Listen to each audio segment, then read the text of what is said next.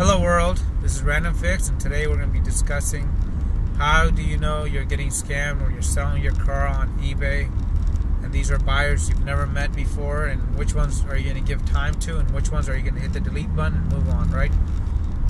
So the first one is going to be getting an email from a buyer that speaks, that's written in very formal English.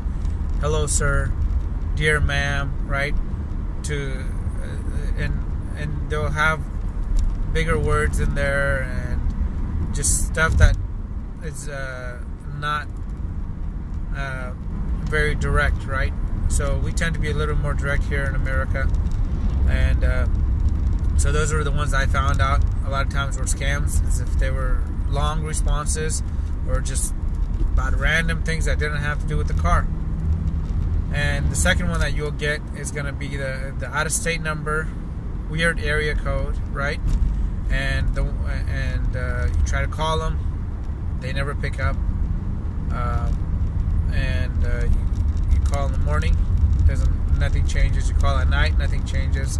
So if you can't meet with talk to the buyer over the phone, I normally don't recommend driving to a location to go show them a car or inviting somebody over to have them look at your car, whether it's through text.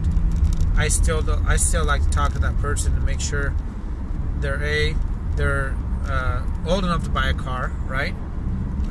B, they're sane enough to buy a car, because crazy people buy cars, and the next day they come back to your house after they've smashed your car up, and they tell you that they want a refund because they just don't know how to drive. It's happened. I don't want to talk about it, but it happens. So the third way you know you're dealing with a scammer, right, is that they offer to send you money more than what you're selling the car for, and they ask for a portion of it back in the form of cash or a cashier's check, or they're going to have their cousin drop off the cashier's check, and they're going to pick up the car, and you're going to give them back the car and a little bit of difference. And I've seen these cashier's checks, guys. They're pretty darn good. So when you are taking a cashier's check, right, you want to go ahead and do your due diligence. Meet with them at the bank if it's possible.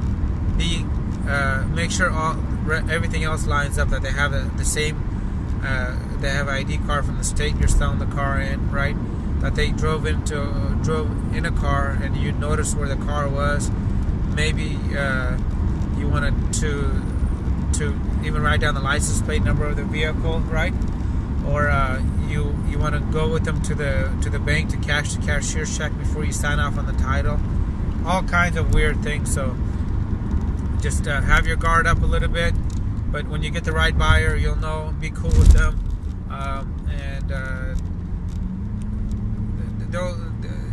you'll know the difference. You'll get your always go with your gut feeling, and make sure you always talk to them over the phone before you invite them to meet with you anywhere. And I know we're in texting generation, but as far as safety, I cannot say this enough. Make sure you talk to the person over the phone before setting up any kind of meeting or test drive for your vehicle.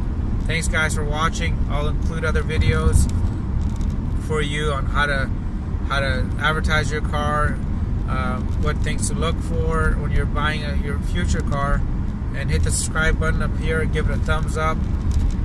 Have a great day.